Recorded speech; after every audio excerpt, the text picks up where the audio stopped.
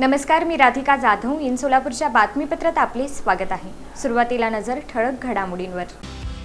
या हेडलाईन्सचे प्रायोजक आहेत सोलापुरातील नावाजलेले 7 हिल्स मेन्सवेअर अँड कलेक्शन.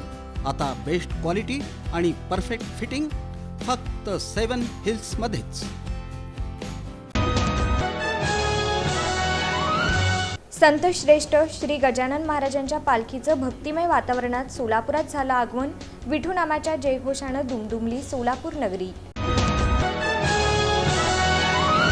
उपमहापौर ज्ञानेश्वरी देवकर यांच्यासह मान्यवर महिलांनी फुगडी खेळून व्यक्त केला आनंद.